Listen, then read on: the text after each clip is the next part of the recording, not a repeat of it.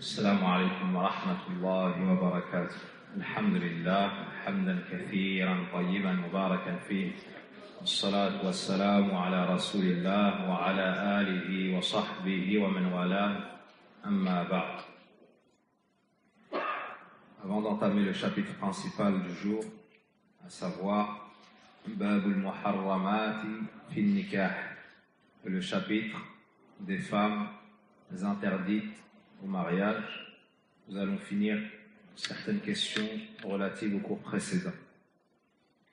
La première, est-ce une condition ou est-ce une obligation que le prétendant soit l'égal de la femme dans la classe sociale ou alors dans la richesse, dans la lignée et autres points particuliers. La condition, c'est la religiosité et le bon comportement. Le prophète sallallahu alayhi wa sallam nous dit إِذَا أَتَاكُمْ مَنْ تَرْضَوْنَ دِينَهُ وَخُلُقَهُ فَزَوِّجُوهُ. S'il vous vient, c'est-à-dire vous les responsables de ces femmes, une personne, un prétendant, un homme qui la demande en mariage, que ce soit la fille, que ce soit la sœur ou autre. Puis le prophète alayhi salatu wassalam nous mentionne deux conditions, deux caractéristiques. Vous êtes satisfait de sa religiosité, vous êtes satisfait de son comportement. Donc ce sont les deux choses qui priment. Ce sont les deux choses qui priment. Si la personne a la droiture dans la religion, si la personne a la piété envers son Seigneur, si la personne a le bon comportement envers les gens, le prophète sallallahu alayhi wa sallam a donné l'ordre aux responsables de ces femmes d'accepter le mariage dans le cas où la femme serait d'accord, d'accepter la demande dans le cas où la femme serait d'accord. Il est malheureux de trouver des pères qui acceptent de marier leur fille à une personne qui est négligente dans la religion, qui a des perversions, qui est connu pour son mauvais comportement, juste parce que c'est un homme de la famille par exemple, ou juste parce qu'il est de noble lignée, ou juste parce que il est riche ou a une situation financière qui leur font envie. Tout ceci est blâmable et répréhensible. Malgré tout, dans le cas où le père marie la fille à cette personne qui n'est pas droite, le mariage serait quand même sahih, authentique. Exception faite du fornicateur. Si l'homme est connu pour être zina iyadan billah, si l'homme est connu pour être un fornicateur, alors le mariage n'est pas valable. Allah Azza wa Jalla a interdit d'accepter la demande ou d'accepter le fornicateur. Et il a interdit cela. Il a interdit cela. Donc, à partir du moment où il y a connaissance de la perversion de cet homme, et il n'y a pas connaissance de son repentir, il n'est pas permis de le marier. Et dans le cas étant, le mariage ne serait pas valable. Comme l'explique Ibn Uthaymin rahimahullah ta'ala. Dans le cas où il se repent et il se réforme, à ce moment-là, c'est permis de nouveau, c'est permis d'accepter sa demande. Passons au chapitre Al-Muharramatu fi Nikah. Donc les femmes interdites au mariage. Al-Muharramatu fi Nikah qisman. Les femmes interdites au mariage sont de deux sortes. Premièrement, il a abad. Et deuxièmement, il a aman. Premièrement, les femmes interdites pour toujours. Comme la mère. Comme la mère de l'épouse. comme la mère celle qui a allaité, qui est devenue mère de lait, comme la sœur de l'homme ou la nièce de l'homme, ces femmes-là lui sont interdites pour toujours. Ces femmes-là lui sont interdites pour toujours. La deuxième catégorie de femmes interdites, il a amal, pour un temps déterminé. Tant qu'il y a la cause, elle est interdite. Dès lors qu'il n'y a plus la cause, elle ne l'est plus. Elle ne l'est plus. L'homme qui épouse une femme, si cette femme-là a une sœur, si cette femme-là a une tante, sa sœur et sa tante lui sont interdites. Mais pas à vie. Elles lui sont interdites parce qu'il est marié avec cette femme-là.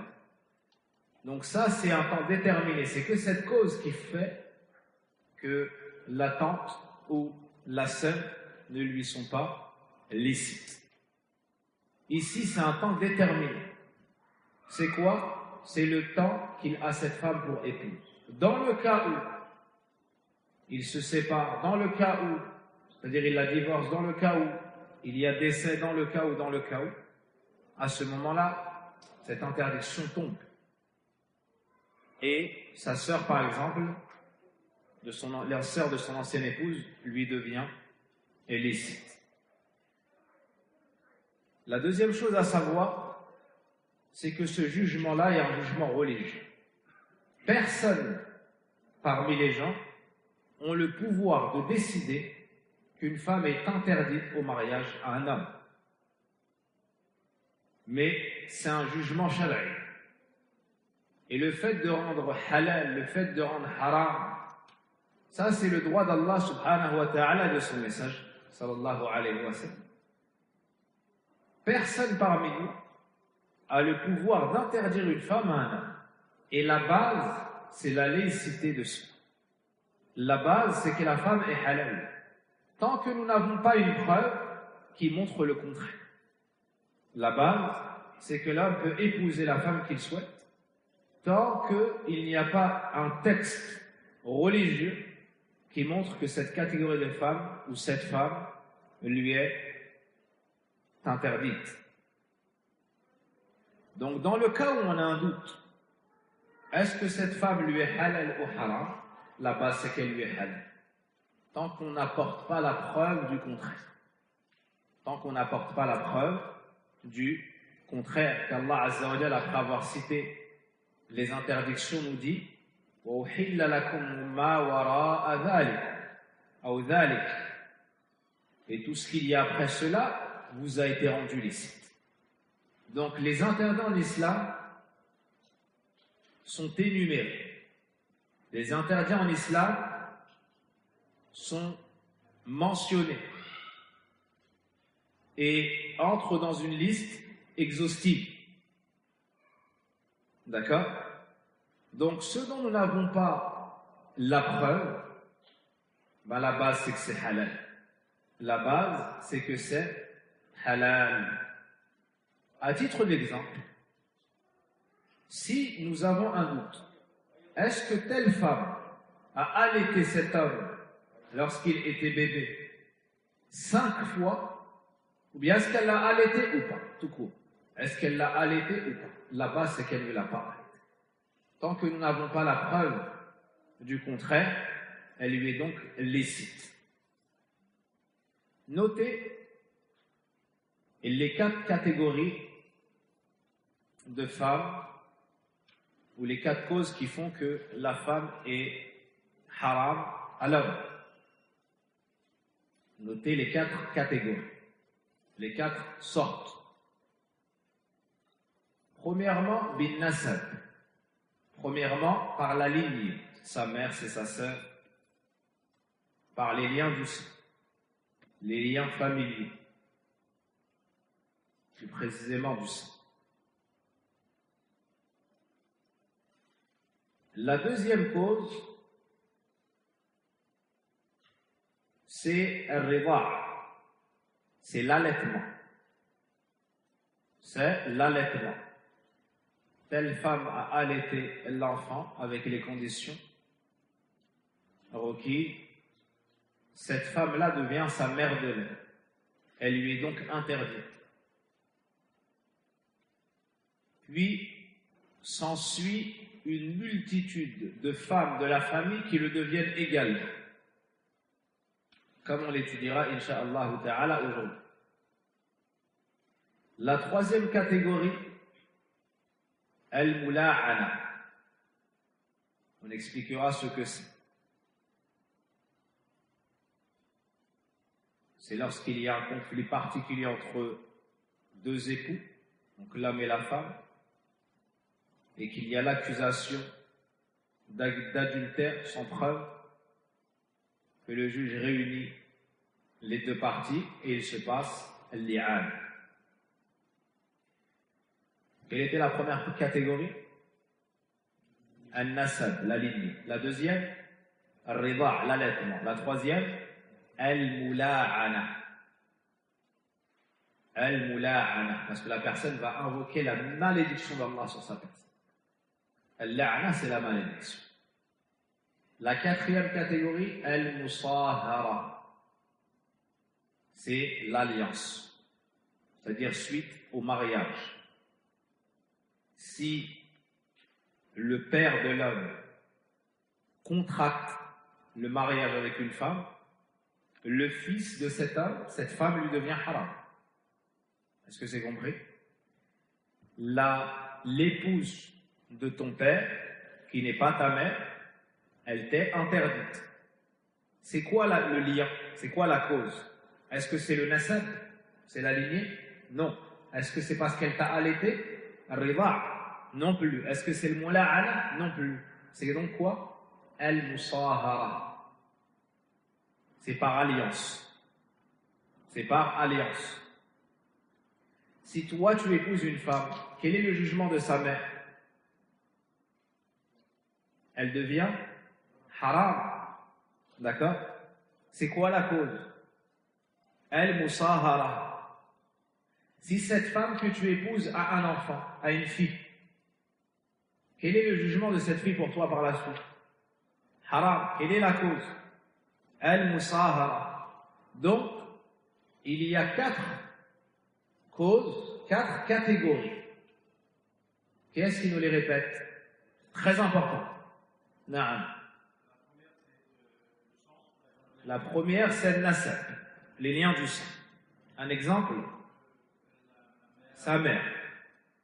La deuxième catégorie, l'allaitement, al-rida. Un exemple, la mère de lait. La troisième catégorie, dit directement al-mula'ana. Naam. La quatrième catégorie, l'alliance. Al-musahara. Suite à un mariage, découlera de cela des personnes, des femmes qui te seront interdites. Que ce soit ton mariage à toi, soit le mariage d'une autre personne, comme ton père, comme ton fils, et ainsi de suite. Prenons la première catégorie. Avant ça, une parenthèse. Certains ont mentionné une 5e catégorie. Ibn Athim, rahimahullah ta'ala, a dit que ça n'était pas nécessaire. Car après la mort du prophète, alayhi salatu wassalam, il n'y a plus la nécessité de mentionner cela, si ce n'est pour enseigner aux gens une de ses spécificités, une de ses particularités. C'est tahrim bil-ihtiram. C'est celles qui sont interdites par respect et considération. Ce sont les épouses du prophète alayhi salatu wassalam. Les épouses du prophète sallallahu alayhi wa sallam sont interdites. Sont interdites. Pourquoi? Parce qu'Allah Azza wa Jalla l'a dit dans le Coran. Pourquoi? Parce qu'elles seront ses épouses au paradis. Parce qu'elles seront ses épouses au paradis. Pourquoi? Parce qu'on les considère comme on considère nos mères, et elles sont les mères des croyants. Comme Allah subhanahu wa ta'ala l'a mentionné dans le Coran. Prenez Surat al-Ahzab, le verset 53. وَمَا كَانَ لَكُمْ, et il ne vous appartient pas, أن تؤذوا رسول الله, de nuire au messager d'Allah, ولا أن تنكحوا أزواجه من بعده أبدا, ni d'épouser ses épouses après lui, et cela à tout jamais. Donc il est interdit d'épouser une épouse du prophète alayhi salatu wassalam, et Allah dit dans le Coran wa azwaju ummahatu, et ces épouses sont leurs mères. Les mères de qui? Les mères des croyants. Comment est-ce qu'on les appelle? Ummul mu'minin. Tu parles de l'épouse du prophète, tu dis Ummul mu'minin, tu dis عن أم المؤمنين عائشة رضي الله عنها, عن أم المؤمنين أم سلمة رضي الله عنها, عن أم المؤمنين, et ainsi de suite. Prenons la première catégorie. Al-Muharramat bin Nasb. Allah Azza wa Jal les a énumérés dans le Coran. Dans quelle sourate? Dans quelle sourate on a parlé des femmes? Sourate An-Nisa. Dans beaucoup de sourates. Mais ici, Sourate An-Nisa. Le verset 22, si mes souvenirs sont bons, Allah subhanahu wa ta'ala a énuméré, a mentionné de manière détaillée celles qui nous sont interdites.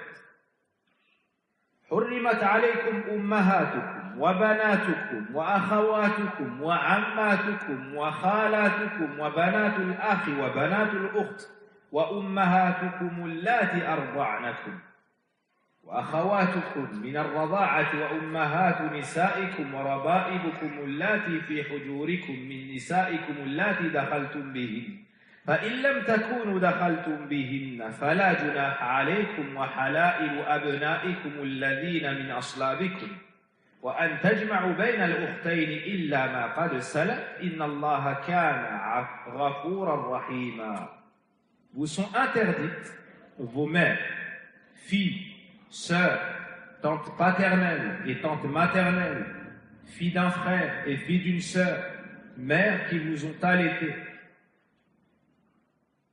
sœurs de lait, mères de vos femmes, belles-filles sous votre tutelle et issues des femmes avec qui vous avez consommé le mariage. Si le mariage n'a pas été consommé, ceci n'est pas un péché de votre part. Les femmes de vos fils nés de vos reins, de même que deux sœurs réunies, exception faite pour le passé, car vraiment Allah est pardonneur et miséricordieux.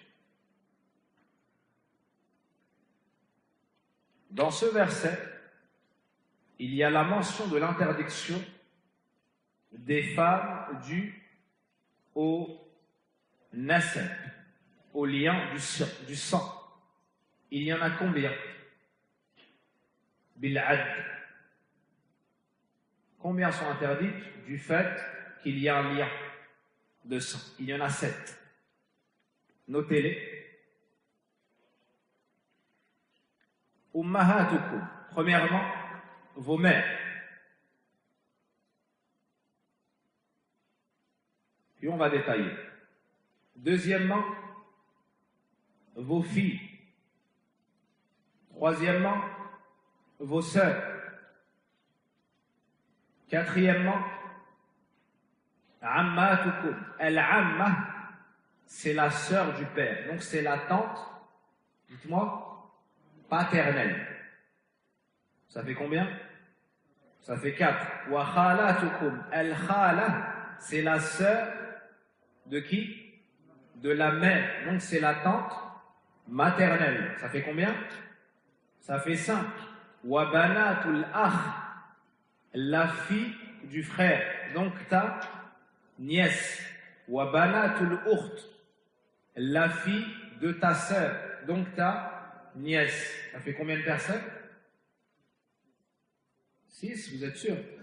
Ça fait 7. Ça fait 7. La mère, la fille, la sœur, la tante paternelle, la tante maternelle, la fille du frère et la fille de la sœur. Ça fait 7.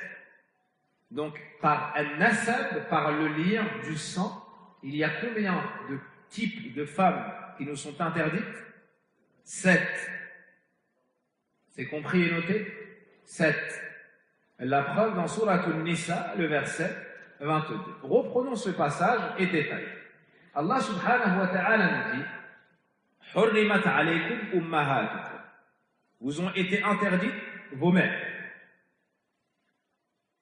La mère, wa in alat, même si c'est au-dessus d'elle, qu'est-ce que ça veut dire? La mère de la mère, la mère de la mère de la mère, donc la mère, la grand-mère, l'arrière-grand-mère, l'arrière-arrière-grand-mère, et ainsi de suite. Toutes celles-ci sont appelées comment? La mère. Est-ce que c'est compris? Tout comme le père. Quand on dit le père, ça englobe qui? Le père du père, le père du père du père, et ainsi de suite. N'est-ce pas que Yusuf alayhi salam, comme c'est dans Surat Yusuf, وَاتَّبَعْتُ مِلَّةَ آبَائِ إِبْرَاهِيمَ وَإِسْحَاقَ وَيَعْقُوبَ. J'ai suivi la voie de mes pères. Qu'est-ce qu'il a cité? Ibrahim. Qu'est-ce qu'il a cité? Ishaq, Yaqub. Qui est le père de Yusuf? N'est-ce pas Yaqub? Pourtant, il a appelé Ibrahim comment? Son père. Il a appelé Ishaq, qui est son grand-père. Comment? Son père. Donc, il a appelé son père, son grand-père et son arrière-grand-père père. Est-ce que c'est clair? Pareillement du côté de la mère. Donc, vous sont interdites vos mères. Que ce soit la mère directe, que ce soit la grand-mère, que ce soit l'arrière-grand-mère, et ainsi de suite. Notez que ce soit du côté du père ou que ce soit du côté de la mère. Est-ce que c'est compris?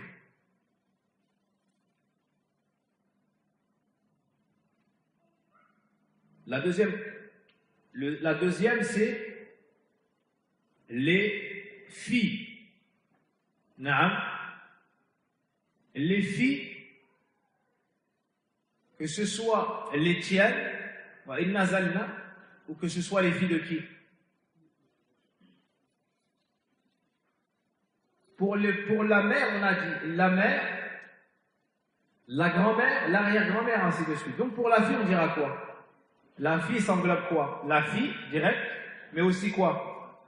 Sa fille, la fille de la fille, et ainsi de suite. Est-ce que c'est compris? Donc, toute fille que ton épouse a enfantée, ou toute fille que tes propres enfants ont eue. Est-ce que c'est compris?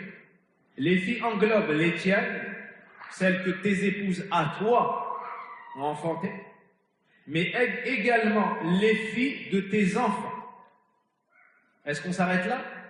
Non, on continue. Et ensuite, les filles de leurs enfants et les filles des enfants, et ainsi de suite. Nous sommes à la deuxième catégorie. Et même, iyadhan billah, si une personne a eu une fille alors qu'il n'était pas dans la droiture et il fréquentait les femmes en dehors du mariage, iyadhan billah, même cette fille-là lui est haram. Elle ne lui est pas affiliée, elle ne porte pas son nom, et ainsi de suite, elle n'hérite pas de lui. Mais ce chapitre-là est plus vaste, c'est celui de l'héritage. Donc elle lui est haram, bien que ce soit une fille née hors mariage. La troisième était wa akhawatukum, vos sœurs. Ça englobe combien de types de sœurs? Combien? Combien de types? Combien? Un chiffre. 3. Donc, premièrement, al-shaqiqa, celle du même père, elle a le même père que l'homme et même mère. Al-ukhtu shaqiqa. Ensuite, li, ab, seulement du père mais pas de la mère. Ensuite, seulement de la mère mais pas du père. Donc, 3. On passe à wa ammatukum. Al-amma, on a dit que c'était qui? La sœur du père. La sœur du père. Ça englobe combien de personnes? Combien de cas? Si on a dit 3 pour la sœur, donc pour la amma, 3. Naam. al-shaqiqa, donc de même père, même mère, ou du père seulement, ou de la mère seulement. Ensuite, wa khalatukum. Al-khala, c'est qui? Si toi tu as, toi tu as une sœur et elle a des enfants. Comment est-ce que ces enfants vont t'appeler? Khali. Naam. Khali. Pourquoi? C'est du côté de la mère. Et si son époux, si c'est du côté de son époux, comment est-ce que ses enfants diront? Tes neveux, toi, ils t'appellent Khali, mais de l'autre côté, ils diront Ammi, mon oncle, parce que c'est le frère de leur père, et toi, tu es le frère de la sœur. Donc, Al-Am, vous retenez, c'est le frère du père. Al-Khal, c'est le frère de la mère. Donc, wa khalatukum. Ça englobe aussi 3 catégories, même père, même mère, que du côté du père, que du côté de la mère. Wa banatul akh, les filles du frère. C'est-à-dire que tu as un frère, il a des filles, elles te sont illicites. Il y a 3 cas, que ce frère soit ton frère, al-shaqiq, donc de même père, même mère, que ce frère soit li'ab, vous avez le même père mais pas la même mère, qu'il soit li'um, vous avez la même mère mais pas le même père. Wa banatul ukht, les filles de la sœur. Pareillement, la sœur de même père, même mère, la sœur de même père, pas même mère, la sœur de même mère, pas de même père. Combien sont-ils au final, si on veut les énumérer ou les dénombrer? 7. 7. Ces 7 catégories ont en commun que pour l'homme,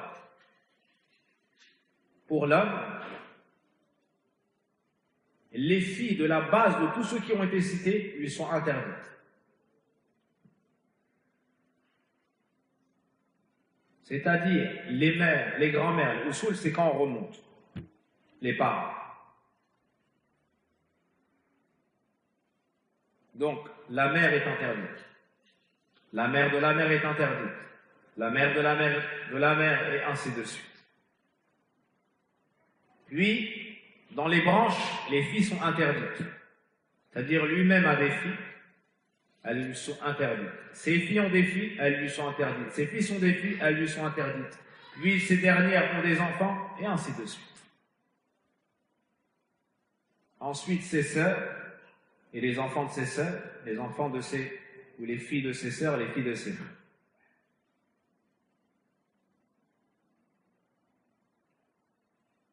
Ces 7 personnes sont interdites de par le Coran et de par le consensus. Passons à Al-Muharramat bil-Mula'ana. Al-Muharramat bil-Mula'ana ala al-Mula'i, c'est celle que l'époux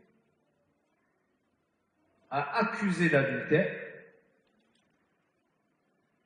mais elle rejette cette accusation et lui n'a pas apporté les preuves.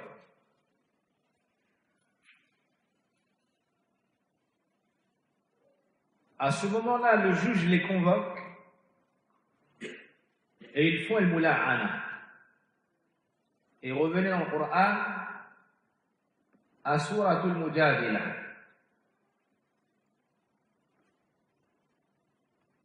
Au 6e hizb, au 3e juz, en partant de An-Nas.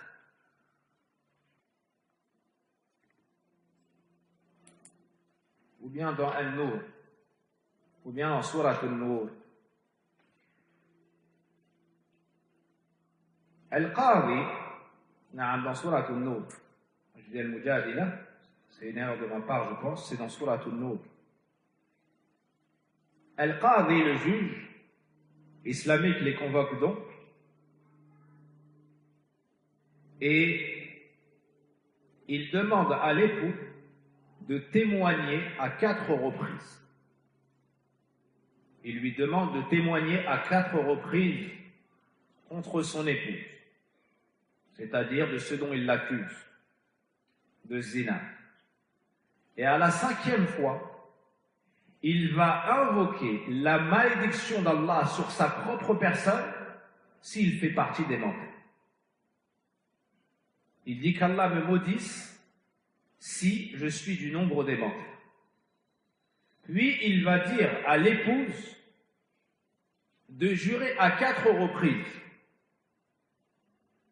pour rejeter l'accusation de l'époux, et à la 5e fois, elle invoquera la colère d'Allah sur elle s'il est des nombreux des véridiques. Si cela se finalise, le juge sépare entre eux à vie. Donc elle lui devient haram, à vie. Comment est-ce qu'on appelle tout cela? Al-mula'ana. Comment est-ce qu'on appelle tout cela? Al-mula'ana. Dans Sourate An-Nur, Allah subhanahu wa ta'ala a averti de la gravité d'accuser les femmes chastes de dépravation et d'accuser les hommes chastes. Il nous dit subhanahu wa ta'ala, après cela, وَالَّذِينَ يَرْمُونَ أَزْوَاجَهُمْ وَلَمْ يَكُنْ لَهُمْ شُهَدَاءُ إِلَّا أَنفُسُهُمْ فَشَهَادَةُ أَحَدِهِمْ 4 شهادات بِاللَّهِ إِنَّهُ لَمِنَ الصَّادِقِينَ وَالْخَامِسَةُ أَنَّ لَعْنَةَ اللَّهِ عَلَيْهِ كَانَ مِنَ الْكَاذِبِينَ وَيَدْرَأُ عَنْهَا الْعَذَابَ أَنْ تَشْهَدَ 4 شهادات بِاللَّهِ إِنَّهُ لَمِنَ الْكَاذِبِينَ والخامسة أن غضب الله عليها إن كان من الصادقين. Quant à ceux qui lancent des accusations contre leurs propres épouses sans avoir d'autres témoins qu'eux-mêmes, le témoignage de l'un d'eux doit être une quadruple attestation par Allah qu'il est du nombre des véridiques. Et la 5e est que la malédiction d'Allah tombe sur lui s'il est du nombre des menteurs. On ne lui infligera pas le châtiment si elle atteste 4 fois par Allah qu'il est du nombre des menteurs. Et la 5e est que la colère d'Allah soit sur elle si elle est ou s'il était du nombre des véridiques. Dans Sourate An-Nur, verset 6 au verset 9. La 3e catégorie, al-muharramat bir-rida', celles qui sont interdites pour cause d'allaitement. Celles qui sont interdites pour cause d'allaitement. La preuve de cela est dans le Coran. On a mentionné le verset de Sourate An-Nisa, Hurrimat alaykum ummahatukum, vos mères vous ont été interdites. Plus loin, Allah subhanahu wa ta'ala nous dit wa ummahatukum allati arda'nakum wa akhawatukum min ar-rada'a. Et vos mères qui vous ont allaité et vos sœurs de lait. Donc ça, c'est la preuve dans le Coran. Quant à la sunna, dans le hadith de Aïcha, radiallahu anha, rapporté par l'imam al-Bukhari et l'imam Muslim, le prophète sallallahu alayhi wa sallam nous dit يَحْرُمُ مِنَ الرِّضَاعِ مَا يَحْرُمُ مِنَ النَّسَبِ. Devient interdit par l'allaitement ce qui est interdit par la lignée. Lorsqu'un homme est le fils de telle femme, du fait qu'il est le fils de cette femme, qui lui est interdit? Hein? Toutes les filles de cette même femme, n'est-ce pas? Les filles de cette femme, on est d'accord ou pas? Qui d'autre? Les sœurs de cette femme, on est d'accord ou pas? Et ainsi de suite. Donc, si elle a allaité cet enfant, d'accord, Abdullah épouse Amatallah. Et ils ont un enfant qui s'appelle Abdurrahman. D'accord? Abdurrahman a été allaité par Ishaq. Ishaq a des filles et des sœurs. Ishaq a allaité qui? Abdurrahman. C'est ça? Quel est le jugement de Ishaq, de ses sœurs, de ses filles, à l'égard de Abdurrahman? Elle devient qui pour lui? Sa mère de lait. Et comme le prophète alayhi salatu wassalam a dit, Yahrumu min al-rida' ma yahrumu min al-nasab, on va ajouter à cela qui d'autre? Ses filles deviendront ses sœurs de lait. D'accord. Les sœurs de Ishaq deviendront qui pour Abdurrahman? Ses tantes de lait. Et ainsi de suite. Comme vous ferez pour l'enfant, faites pour l'enfant qui a été allaité. C'est ce que signifie la parole du prophète alayhi salatu wassalam, Yahrumu min al-rida' ma yahrumu min al-nasab. Donc, notez, les femmes interdites pour cause de l'allaitement sont la mère de lait, celle qui l'a allaité, les filles de cette femme, elles deviennent ses sœurs de lait, les sœurs de cette femme, elles deviennent ses tantes de lait, les filles de ses frères, les filles de ses sœurs. Vous vous souvenez ce qu'on a dit pour Al-Nasab? Ben, on fait la même chose pour Al-Rida. On fait la même chose pour Al-Rida. Si elle a des frères et des sœurs qui ont des filles, d'accord? Son propre fils,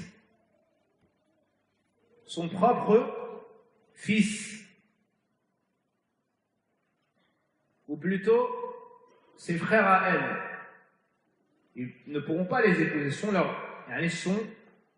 leurs neveux. Et ici dans ce cas-là,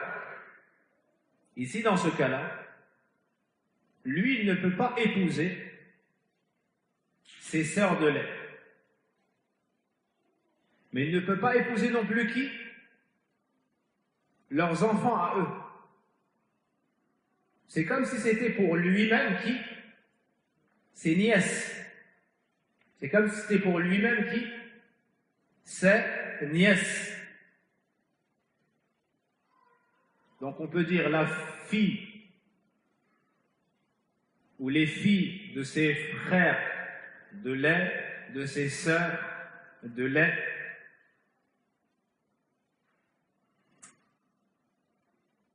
Naam. On a déjà cité les tantes. Naam. Notez que ceci est conditionné pour qu'il devienne le fils de lait et tout ce qui s'ensuit. C'est pas simple, c'est pas aussi simple que ça. Ou du moins, c'est sous condition. Plus précisément, c'est sous condition. La première condition, an yakuna ar-rida' khamsa rada'at fa akthar. Il faut que la femme l'ait allaitée au minimum à 5 reprises. 5 fois. Que ce soit 5 fois, que ce soit 6 fois, peu importe. Mais au minimum 5, selon l'avis prépondérant. Et sachez qu'au début de l'islam, c'était 10 fois. Aïcha radiallahu anha dit, parmi ceux qui avaient été révélés du Coran, dit que c'était 10 fois. Puis ça a été abrogé au nombre de 5. Au nombre de 5. Donc moins de 5, ça n'a pas d'effet. La deuxième condition, c'est que cet allaitement ait lieu dans le temps où on allaite l'enfant en général. C'est jusqu'à quel âge? Jusqu'à 2 ans. Jusqu'à 2 ans. Donc si elle fait ça alors que l'enfant a 10 ans, ça n'est pas valable. Ça n'est pas valable. Dans Surat al-Baqarah, verset 233, Allah Azza wa Jalla nous dit وَالْوَالِدَاتُ يُرْضِعْنَ أَوْلَادَهُنَّ حَوْلَيْنِ كَامِلَيْنِ لِمَنْ أَرَادَ أَنْ يُتِمَّ الرَّضَاعَةَ. Allah Azza wa Jalla nous mentionne que les mères allaitent leurs enfants 2 années complètes pour celles qui veulent compléter l'allaitement. Les savants divergent sur plusieurs questions, mais pour faire court, qu'est-ce que 5 tétés? Que signifie allaiter à 5 reprises? Est-ce que si l'enfant est porté au sein, qu'il tète quelques secondes, puis on l'enlève, puis on le remet, il retète quelques secondes, puis on l'enlève, on le remet jusqu'à compléter 5 fois, est-ce que il devient son fils de lait? Non. Ce qui est voulu par cela, comme a dit Ibn Uthaymin, et c'est l'avis prépondérant chez Ibn Sa'di rahimahullah ta'ala également, c'est qu'une tétée représente un repas. Ça a la valeur d'un repas. Donc s'il est porté au sein, s'il est mis au sein, et qu'il tète et prend un repas complet, puis qu'il lâche le sein, on compte 1. Une prochaine fois à la lettre, on comptera 2. Une prochaine fois, on comptera 3 jusqu'à 5. Par contre, s'il l'allaite et qu'il se produit une chose qui fait que l'enfant se détache et se remet, on ne dira pas 2, on dira 1. Est-ce que c'est compris? À l'image d'un repas, du moins, je sais pas. À l'image d'un repas. C'est comme cela qu'on compte. Il est mis au sein, il tète, jusqu'à satiété, il arrête, on compte 1. Une prochaine fois, il est allaité, on compte 2. Une prochaine fois, 3, 4, 5. À partir de la 5e fois, toutes ces règles deviennent effectives. Il est le fils de lait de cette femme, si elle a des enfants, si elle a des sœurs, et ainsi de suite. Il y a toutes ces règles-là. Qu'en est-il, dans l'exemple où on avait cité Ishaq, qu'en est-il de Abu Ishaq? Si elle a allaité Abdurrahman, et en plus de ça, sa sœur, Fatima, qu'il est pour l'époux de celle qui a allaité, le lien avec cette fille qu'elle a allaité, que son épouse a allaité. C'est quoi le lien?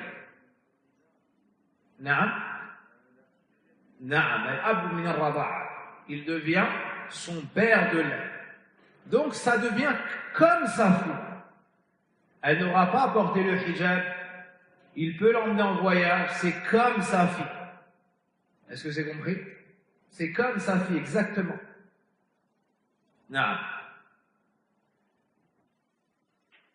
première condition, donc, 5 tétées complètes. La deuxième condition, c'est que l'allaitement ait lieu dans le délai où les femmes allaitent en général, c'est-à-dire avant 2 ans. Avant 2 ans. Puis elles le savent. Une question. Dans le cas où la femme est bikr, il n'a donc jamais enfanté. Dans le cas où la femme est une jeune fille qui n'a jamais été mariée. Elle n'a jamais été mariée. Mais elle allaite un enfant. Elle allaite un enfant. Elle recueille par exemple un enfant et elle l'allaite. Il y a différents moyens qui peuvent amener, à l'aide d'hormones et autres méthodes médicales, la femme à développer du lait. Bien qu'à la base, le lait se produit du fait de l'interruption des menstrues, lorsque la femme est enceinte, puis elle accouche, et elle aura du lait, en général. Mais dans le cas où la femme n'a pas enfanté, elle n'a pas de lait. Mais par quelques méthodes, elle peut avoir du lait en stimulant et en prenant certains produits. Si cette femme-là, qui n'a jamais enfanté, qui n'a donc pas de montée de lait naturelle, allait malgré tout un enfant, est-ce qu'elle devient sa mère de lait ou non? Ou est-ce qu'on conditionne que ce soit dû à des montées de lait naturelles parce qu'elle a accouché un enfant? Il y a une divergence entre les savants sur cela. Et Ibn Athaymin, rahimahullah ta'ala, dans Sharh al-Mumti' dit que ce qui apparaît, c'est que ça entre dans la généralité de celles qui ont allaité. On ne nous a pas cité de conditions dans le Coran, donc on laisse de manière générale. Ainsi, il n'y a pas d'adoption en islam. Le tabanni, ça a été abrogé. Mais on peut recueillir des enfants et on peut prendre en charge des enfants.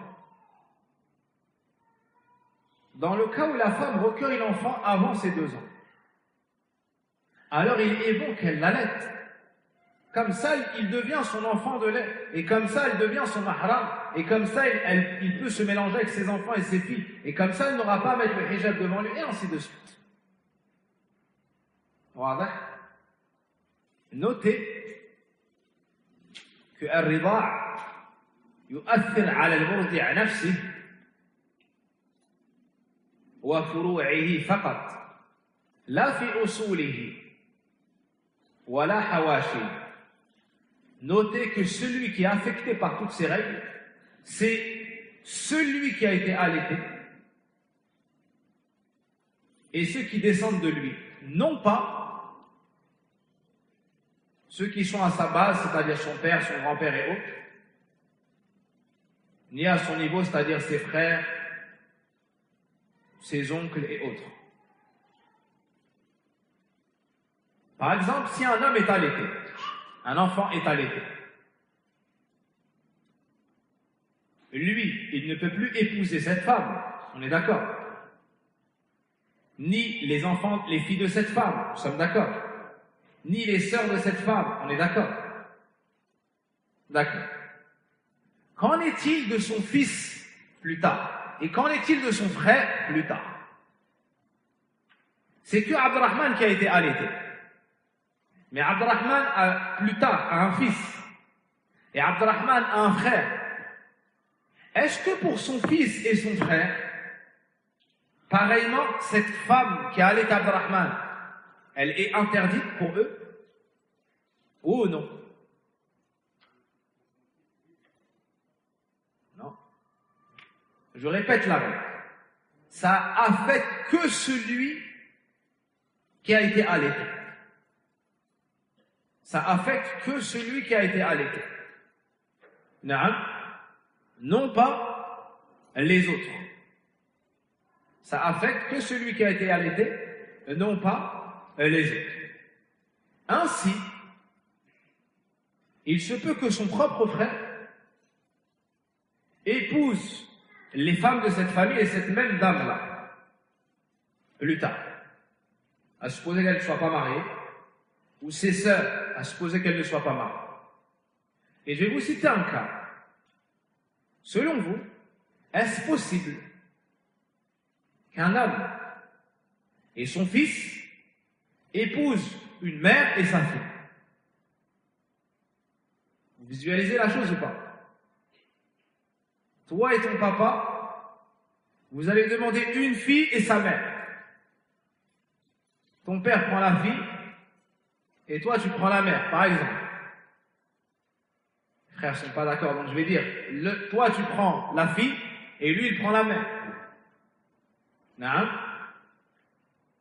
Est-ce que ça c'est possible ou pas? Ce cas de figure? Ou non? C'est tout à fait possible. C'est tout à fait possible. Parce que là-bas, c'est la permission. Et là, il n'y a pas d'interdit. Donc l'homme peut épouser une femme et son propre fils peut épouser la mère de cette femme ou la fille de cette femme. Voilà. Bien évidemment, sa mère n'entre pas ici dans l'équation. Parce que c'est interdit par les liens. Il nous reste un cas. C'est le muharramat bil musahara. Ce sont les femmes interdites suite à une alliance, suite à un mariage. Un instant, je vais juste vérifier un point. Avant de passer à la suite, Ibn Uthaymin rahimahullah mentionne une mas'ala. Il dit Hal rida'ul kabir mu'athir. Est-ce que d'allaiter la personne qui est grande, ça a un impact? C'est-à-dire qu'il dépasse 2 ans, il dépasse 3 ans, et ainsi de suite. Il mentionne la divergence et il dit que l'avis prépondérant, c'est jusque aux alentours de 2 ans. Mais il cite une situation. S'il ne l'avait pas mentionné, je ne me serais pas permis. Dans le cas où l'homme s'amuse avec son épouse, et que cette épouse a du lait, et que lui, sachant que certains savants ont dit, avant de visualiser cette question, il faut d'abord savoir que pour la tétée, les 5, le nombre 5, l'avis prépondérant est ce qu'on a défini, mais certains savants ont dit, juste l'enfant boit, ou la personne boit, c'est une tétée. Si une seconde fois elle boit, c'est une deuxième, et ainsi de suite. Elle en boit. C'est une deuxième, elle en boit, c'est une troisième, et ainsi de suite. Ibn Uthaymin rahimahullah ta'ala dit, certains parmi les époux jouent avec les épouses au point de boire du lait. La situation amène, il fait des choses qui amènent à ce qu'ils boivent du lait. Est-ce que dans le cas où ça se passe 5 fois, elle devient sa mère de lait? Donc le mariage est annulé, donc il faut les séparer. Non. Ibn Uthaymin dit, il faut faire attention. Vu l'époque. Non. Il dit, si on prenait cet avis, au bout de la 5e, on lui dit salam alayk. Non. C'est la phrase d'Ibn Uthaymin rahimahullah. Mais ça n'est pas un avis retenu. Ça n'est pas l'avis qui est retenu. Comme il a dit rahimahullah ta'ala. Ensuite, pour finir, al-muharramat bil-musahara par les liens. Notez, bimujarrad al-aqd, yahrum, ou bil-aqd, na'am yahrum bil-aqd, zawjatu abik, wa in ala. وكل جد وزوجة ابنك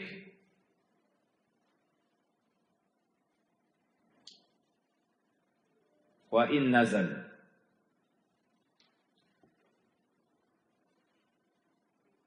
Suite au mariage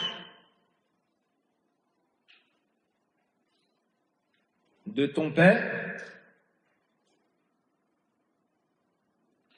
son épouse te devient interdite.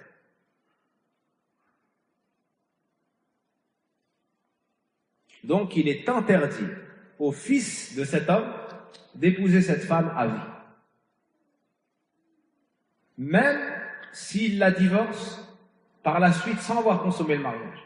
Même s'il décède, quelle que soit la situation, à vie, elle lui est interdite et c'est son mahram. Il devient son mahram. Dans Surat An-Nisa, le verset 22, وَلَا تَنْكِحُوا مَا نَكَحَ آبَاؤُكُم مِّنَ النِّسَاءِ إِلَّا مَا قَدْ سَلَفَ إِنَّهُ كَانَ فَاحِشَةً وَمَقْتًا وَسَاءَ سَبِيلًا.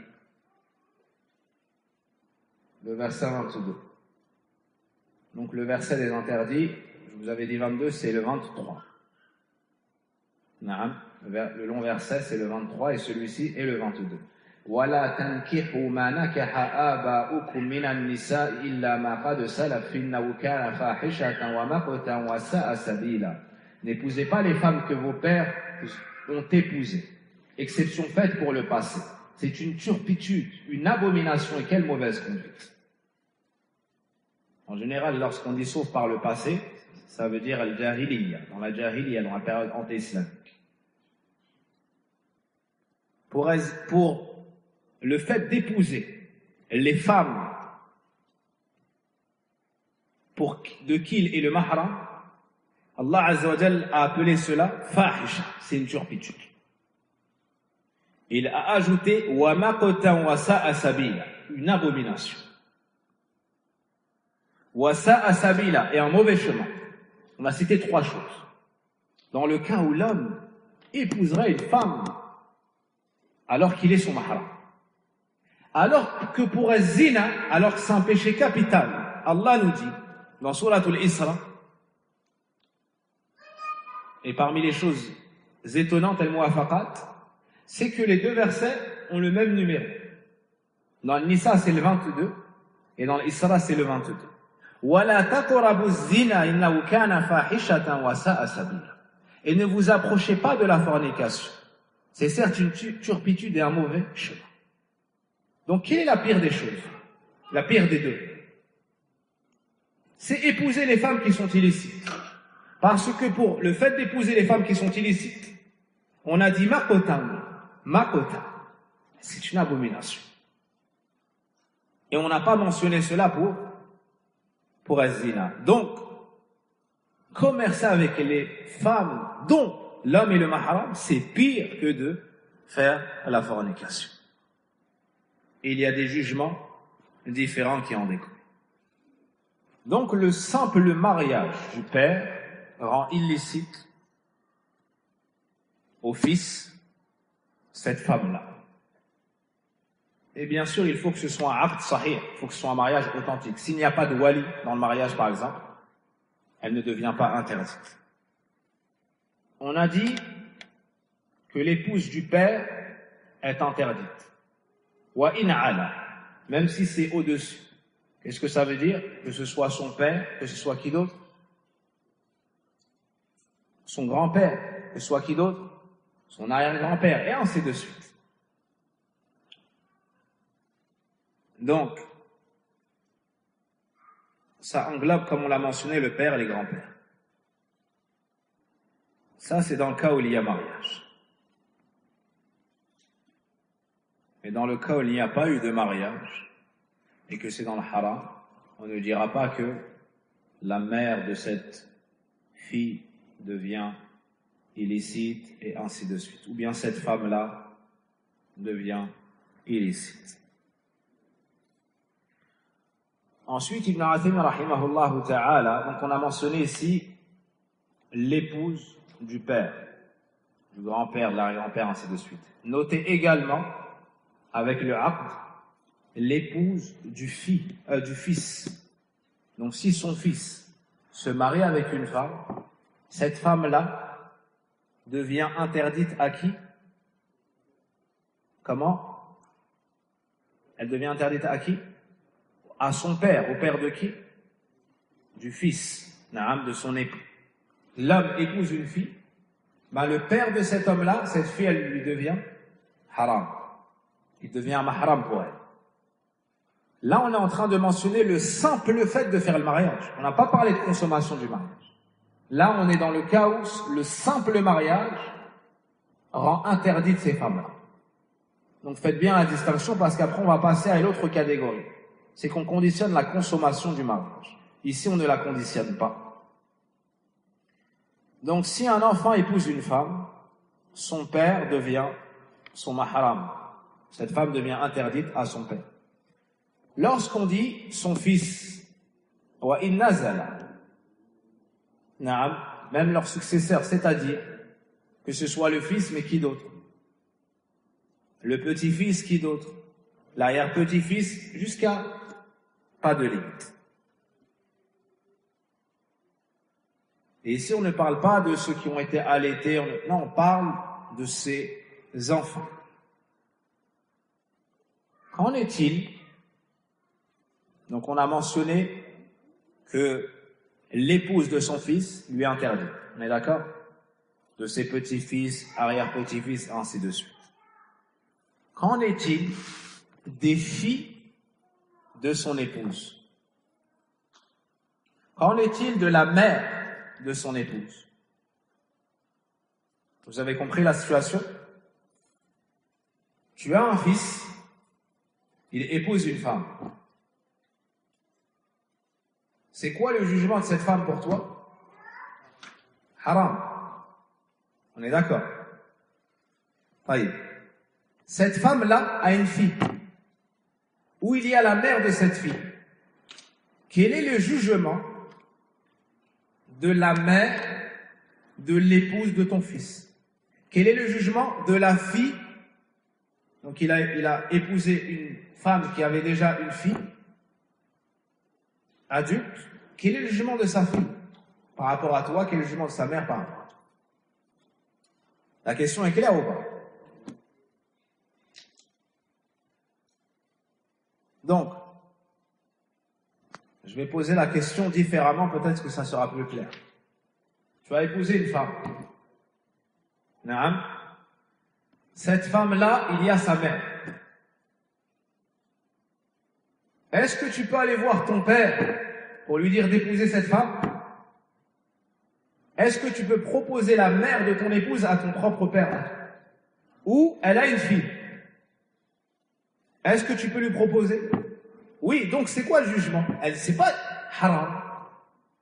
Donc, la mère de ton épouse n'est pas haram à ton père.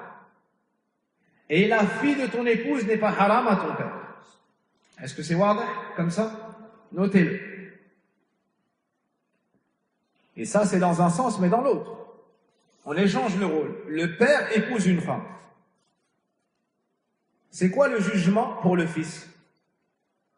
Elle est haram. On est d'accord ou pas? Taïb. Si cette femme a des filles, où il y a sa mère, si cette femme a des filles, c'est quoi le jugement pour cet enfant-là? Comment? J'ai pas entendu. Elles ne sont pas haram. Exactement. Donc, on peut se retrouver dans quelle situation? On peut se retrouver dans une situation où le père épouse une femme et le fils épouse la fille de cette femme ou la mère de cette femme. Et on peut se retrouver dans une situation où le fils épouse une femme et le père épouse la mère de cette femme ou la fille de cette femme. Tout cela est permis, elles ne font pas partie des muharramat, contrairement à ce qu'on pourrait penser. Et tahlil et tahrim, est-ce que c'est avec notre raison ou c'est avec les textes du Coran et de la Sunna? C'est avec les textes. C'est avec les textes du Coran et de la Sunna. Donc, la mère de l'épouse, la fille de l'épouse,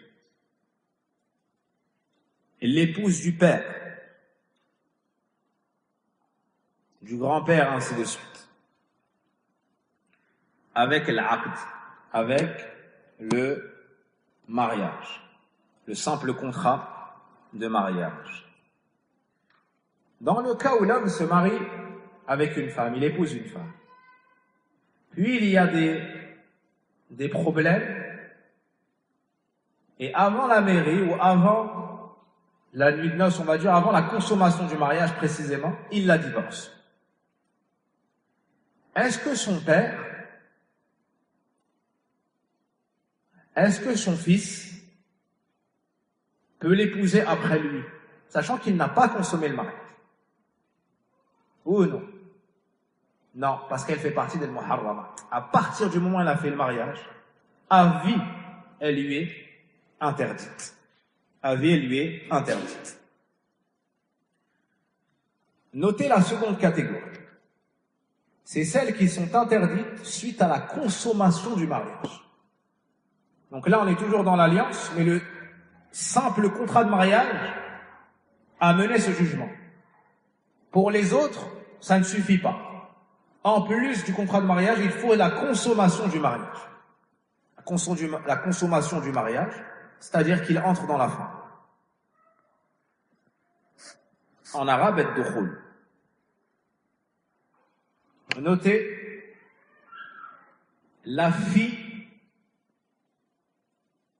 de l'épouse. Et si je l'ai mentionné dans la catégorie d'avant, c'était une erreur. La fille de l'épouse.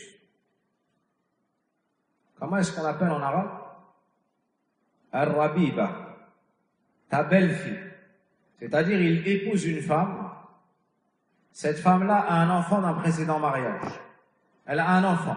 Hasil, elle a une fille. Celle-ci, on l'appelle Ar-Rabiba. Rabiba, ta belle-fille. Allah nous dit dans Sourate An-Nisa, verset 23, وَرَبَائِبُكُمُ اللَّاتِي فِي حُجُورِكُمْ مِنْ نِسَائِكُمُ اللَّاتِي دَخَلْتُمْ بِهِ.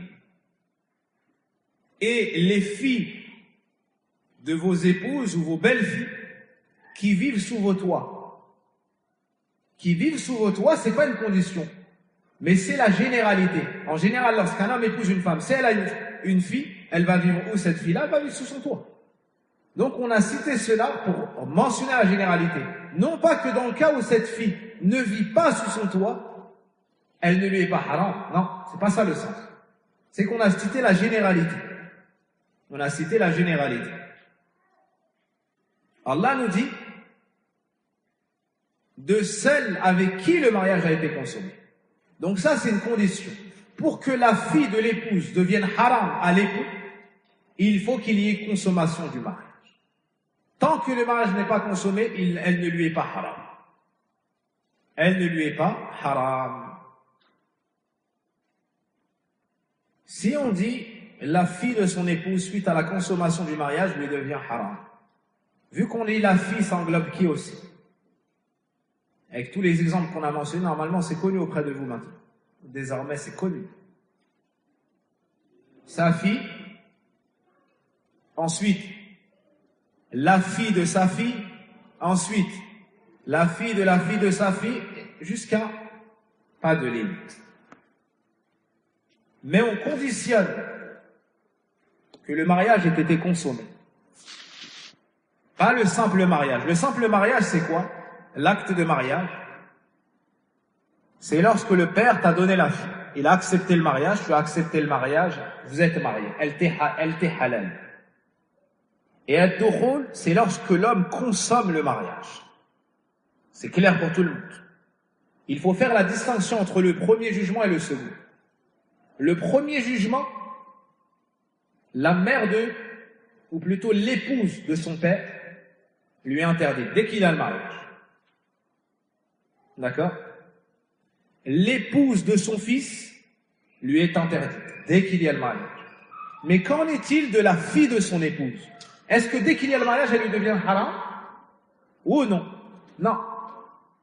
Mais lorsqu'il consommera le mariage, elle le deviendra. Donc il y a combien de catégories de personnes par alliance qui deviennent muharram? Il y en a 4. Pas catégorie. Combien de personnes? Il y en a 4. Je vous cite une situation et vous me donnez le jugement. Un homme épouse une femme. Puis, avant de consommer, il la divorce. Ou il décède.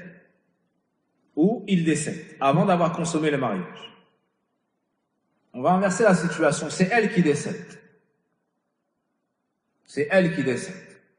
L'homme épouse une femme. Il n'a pas consommé le mariage. Puis il la divorce. Sans avoir consommé le mariage. Ou elle décède sans qu'il ait consommé le mariage. Est-ce que par la suite il peut épouser sa fille ou non? Non?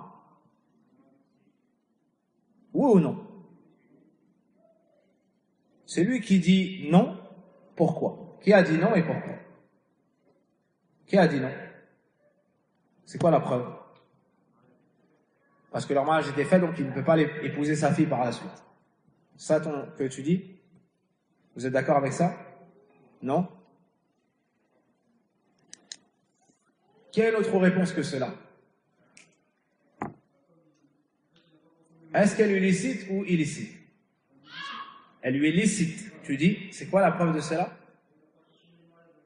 Il n'a pas consommé le mariage avec la mère.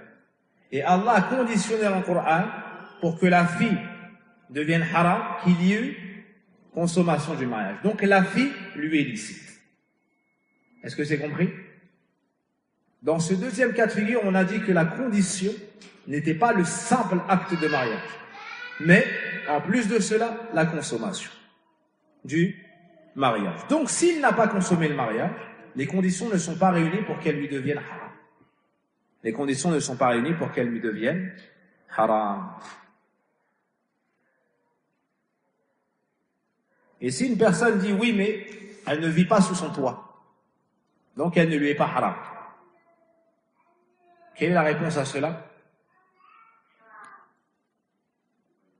Ça n'est pas une condition, mais c'est cité dans le verset à côté de la condition de consommer le mariage. Exactement. On a cité cela, comme l'explique Ibn Uthaymin rahimahullah ta'ala, d'autres parmi les savants. C'est que ça n'est pas une condition, mais ça a été cité parce que Ghaliban, en général, c'est ainsi. En général, c'est ainsi. Qu'est-ce qu'on a cité ici donc, par alliance? Qu'est-ce qui nous les rappelle? On a commencé par citer, on a parlé du père. On a cité qui? L'épouse du père. Ensuite, l'épouse du fils. Naam. Père, on a dit que s'englobait grand-père, et fils, on a dit que s'englobait petit-fils. Là, est-ce que c'est le simple acte de mariage ou c'est la consommation qui est conditionnée? Le simple acte de mariage. Le simple acte de mariage. Ensuite, concernant la personne elle-même, lorsqu'elle se marie, on a cité, il se marie avec une femme. Qu'est-ce qu'il y a comme conséquence? On a dit là, la mère de la femme. Vous n'êtes pas d'accord? La mère de votre épouse. Par exemple, est-ce que vous pouvez l'embrasser ou pas? Est-ce que vous pouvez l'emmener au Hajj ou pas? Oui. Donc, la mère de de l'épouse. La mère de l'épouse. Et la mère, si on dit sa mère, il y a qui aussi avec elle? Hein? La grand-mère, et ainsi de suite. Encore une fois, c'est le simple acte de mariage. N'est-ce pas? Voyez. On a donc cité la mère du père, l'épouse du père, l'épouse du fils, la mère de l'épouse. Et on a fini par contre, là, on a dit qu'on conditionnait la consommation du mariage, la fille de qui? La fille de l'épouse. La fille de l'épouse. Et vous retenez, lorsqu'on dit mère, ça englobe les grands-mères. Lorsqu'on dit fille, ça englobe les petits-enfants, et ainsi de suite. Sa fille, avec la consommation du mariage, mais également les enfants qui en découleront. Yani cette fille-là a eu une fille encore. Et ses enfants ont eu des enfants, et ainsi de suite. Tous ces filles-là seront haram. Cette fille, qu'elle ait des garçons ou des filles. Cette fille-là, qu'elle ait des garçons ou des filles. Ces derniers font des enfants. À partir de cette fille, toutes les filles qui vont suivre, lui seront à lui interdites. Non. Dans le cas, là on a bien compris que la fille de son épouse devient comme sa propre fille. Est-ce que l'homme, ou quel homme porte, ou quel regard l'homme porte sur sa propre fille? C'est un regard de rahma, C'est un regard de mahabba, c'est un regard de considération, d'amour, de compassion, de miséricorde, et ainsi de suite. Mais ça n'est pas un regard sexuel, par exemple. Il ne peut avoir de penchant vers sa fille, sauf, wal'iyadu billah, s'il est malade. Sauf s'il est malade, wal'iyadu billah. Naam. Donc, on dira que cette fille-là, elle n'a pas, par exemple, à se voiler devant l'époux de sa mère. Mais dans le cas où il serait malade, dans le cas où il la regarderait d'un regard pervers, maladif, dans le cas où il serait tenté et Shaitan se serait emparé de sa raison, à ce moment-là, cette fille-là devrait se couvrir devant lui, on devrait l'éloigner et la préserver de son mal. Il faut que l'époux soit informé, que les proches soient informés, que la fille soit mise en sécurité face à la maladie et à la perversion de cet homme. Elle devra alors se comporter face à lui tel un étranger, et pire encore, ou plus encore. On va s'arrêter sur cela. On poursuivra pour finir ce passage-là. Puis on enchaînera sur le chapitre suivant, Inch'Allah ta'ala. Wallahu a'lam wa sallallahu wa barak ala nabina Muhammadin wa ala alihi wa sahbihi ajma'in. Subhanak Allahumma wa bihamdik. Ashhadu an la ilaha illa ant. Astaghfiruka wa atubu ilayk. Walhamdulillahi rabbil alamin.